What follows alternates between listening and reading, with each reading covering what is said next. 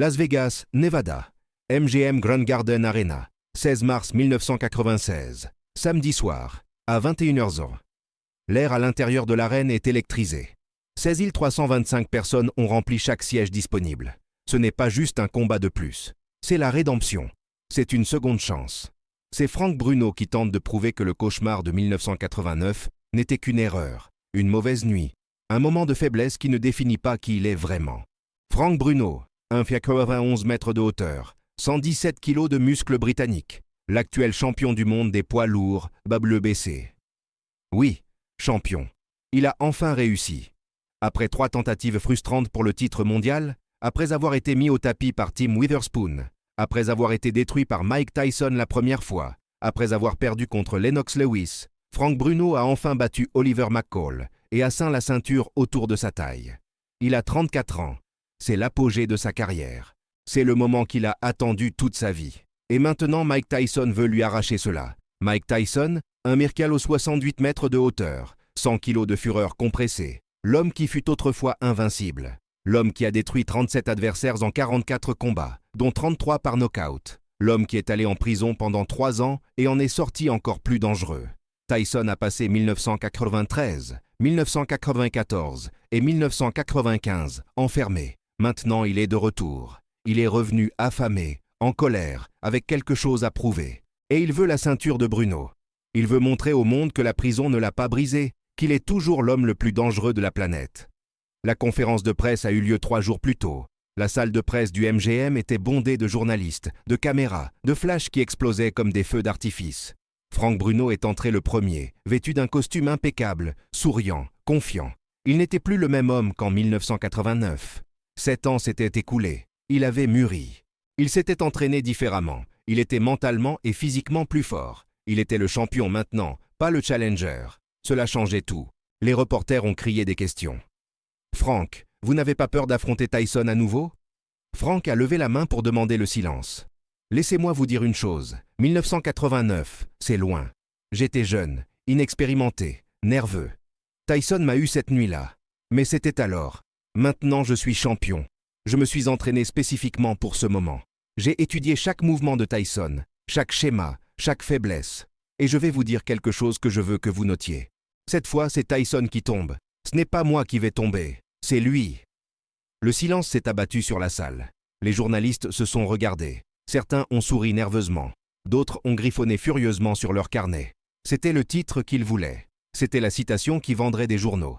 Franck Bruno, l'homme que Tyson avait brutalement mis KO en 5 rounds en 1989, promettait d'abattre l'homme le plus redouté du boxe. Puis Tyson est entré. Sans costume. T-shirt noir, jean, expression vide. Ses yeux étaient 2 trous noirs. Il n'a pas regardé les reporters. Il a regardé directement Franck Bruno. Et dans ce regard, il y avait quelque chose qui a fait glacer le sang de tous dans la salle. Ce n'était pas de la colère, c'était pire. C'était de l'indifférence. Comme si Franck Bruno n'était qu'un obstacle de plus, un corps de plus sur le chemin, une victime de plus attendant d'être démolie. Un reporter a demandé « Mike, qu'est-ce que vous pensez de la déclaration de Franck selon laquelle vous allez tomber ?» Tyson n'a même pas cligné des yeux. Il va découvrir, c'est tout, 5 mots, prononcés avec une froideur plus terrifiante que n'importe quelle menace hurlée. Maintenant la nuit est arrivée. Le MGM Grand vibre d'énergie. C'est l'événement de l'année. Franck Bruno marche dans le couloir vers le ring. Son équipe l'entoure. Son entraîneur, George Francis, crie des mots d'encouragement. « Tu t'es entraîné pour ça. Tu es prêt. Tu es le champion. Garde la distance, utilise ton jab. Ne le laisse pas approcher. Tu fais ça, tu gagnes. » Franck hoche la tête. Mais intérieurement, ses pensées s'emballent. Il se souvient de 1989. Il se souvient de la sensation des coups de Tyson. Il se souvient d'avoir regardé à travers le ring et vu ses yeux vides venir vers lui. Il se souvient de l'arbitre arrêtant le combat au 5e round alors qu'il était massacré contre les cordes. Il se souvient de l'humiliation, de la douleur, de la défaite absolue. Mais c'était alors. Maintenant, il est champion. Maintenant, il est plus âgé, plus sage, plus fort. Maintenant, il a un plan. Il va garder Tyson à distance. Il va utiliser son allonge de 211 cm, 13 cm de plus que celle de Tyson. Il va marteler avec des jabs, se déplacer latéralement, faire poursuivre Tyson, fatiguer l'homme plus petit. Et puis, quand l'opportunité se présentera, connecté ce direct du droit dévastateur qui a mis KO tant d'adversaires. Cette fois, c'est Tyson qui tombe. Frank monte sur le ring, la foule explose. La moitié l'encourage. L'histoire de rédemption. Le champion défendant son titre. L'homme qui a enfin réalisé son rêve et doit maintenant le défendre contre son pire cauchemar. L'autre moitié attend du sang. Ils veulent de voir Tyson détruire à nouveau. Ils veulent assister à la violence, à la puissance brute, à la sauvagerie que représente Tyson. Puis Tyson entre, sans musique élaborée, sans danse, sans spectacle. Il marche simplement vers le ring avec ce regard mort, cette expression vide qui a fait reconsidérer leur carrière à des champions du monde. Il monte sur le ring et va directement dans son coin. Il ne regarde pas la foule. Il n'accuse réception ni des applaudissements ni des huées. Il reste simplement là, à attendre, comme un prédateur attendant que la cage se ferme. L'arbitre appelle les deux combattants au centre. « Messieurs, vous connaissez les règles. Combat propre, protégez-vous en tout temps, obéissez à mes commandes. Touchez les gants. » Frank tend ses gants. Tyson les frappe sans regarder Frank. Ses yeux sont fixés sur le corps de Frank, étudiant, calculant, identifiant les cibles. Ils retournent dans leur coin. La cloche va bientôt sonner. Frank respire profondément. Son cœur martèle. Mais il est prêt. Il est préparé. Il a un plan. Cette fois, c'est Tyson qui tombe. La cloche sonne. Round 1. Frank sort de son coin avec prudence. Il établit immédiatement son jab.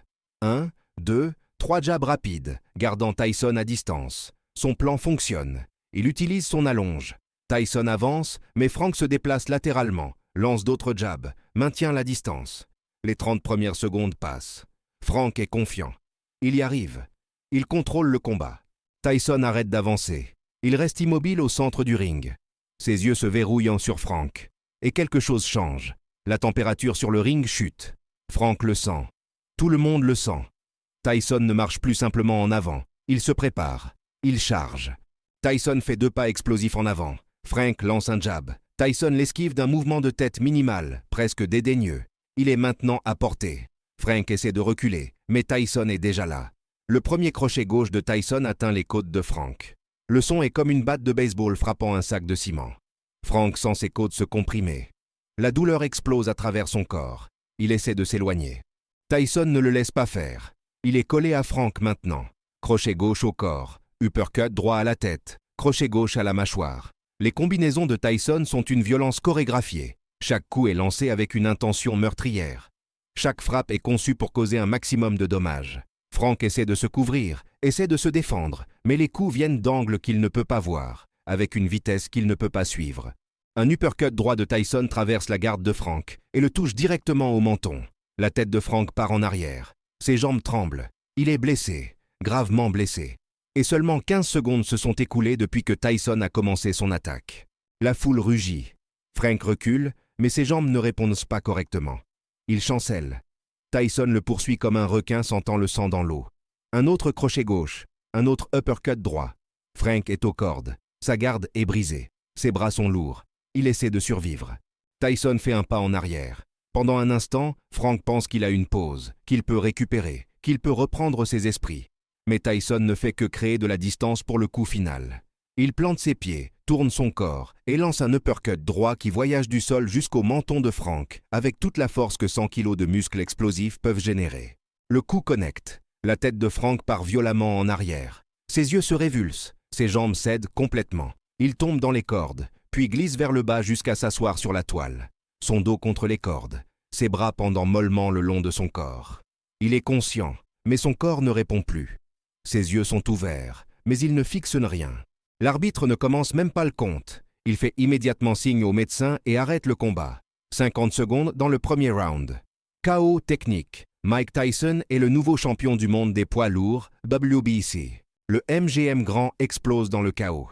La moitié de la foule est en extase. Tyson est de retour. Le monstre est revenu. L'autre moitié est sous le choc. 50 secondes. Frank Bruno, l'homme qui avait promis que Tyson tomberait, est assis dans les cordes, détruit, humilié à nouveau, son règne de champion ayant duré exactement 180 jours avant d'être violemment arraché. L'équipe de Frank court sur le ring. Ils l'aident à se relever. Il chancelle. Son visage est enflé. Ses yeux sont vitreux. Il ne sait pas où il est. Le médecin du ring vérifie ses pupilles, pose des questions. « Frank, savez-vous quel jour on est? Où êtes-vous » Frank marmonne quelque chose d'incohérent. Ils le ramènent à son coin. le font asseoir sur le tabouret. Tyson est dans son coin, sans célébration. Pas de tour de ring, les bras levés. Pas de cri de victoire. Il reste simplement là, inexpressif, comme si rien de spécial ne s'était passé. Comme s'il avait juste accompli une tâche routinière. Comme si détruire un champion du monde en 50 secondes n'était qu'une journée ordinaire au bureau. L'interview d'après-combat a lieu 20 minutes plus tard. Frank est dans le vestiaire, assis avec une poche de glace sur le visage. Les reporters sont tenus à l'extérieur. Son entraîneur est à ses côtés. George Francis est dévasté. Il a entraîné Frank pendant des mois pour ce combat. Ils avaient un plan. C'était un bon plan. Mais les plans ne veulent rien dire quand on est sur le ring avec Mike Tyson. Frank parle enfin, sa voix faible. J'ai dit qu'il tomberait. J'avais tort. Je n'ai jamais rien ressenti de tel. Pas en 1989. Pas dans aucun combat. Il est différent maintenant. Il est plus fort, plus rapide, plus dangereux. Je pensais être prêt. Je pensais avoir assez changé. Mais on ne change pas assez pour Tyson. Personne n'est assez fort pour Tyson. Pendant ce temps, sur le ring, Tyson donne son interview. Le reporter demande « Mike, que voulez-vous dire à Frank Bruno, qui avait promis que vous tomberiez ce soir ?» Tyson regarde directement la caméra. « Je lui ai dit qu'il découvrirait. Maintenant, il sait.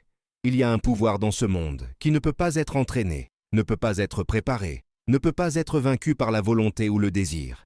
Il n'y a que le vrai pouvoir. Et ce soir, il l'a ressenti. L'arène se vide, les lumières s'éteignent, les techniciens démontent l'équipement. Mais le souvenir de cette nuit restera. Frank Bruno, l'homme qui avait promis d'abattre Mike Tyson, a tenu 50 secondes. 15 secondes après que Tyson a commencé son véritable assaut, Frank était fini. La promesse s'est transformée en poussière. La confiance en terreur. Le plan est devenu irrelevant.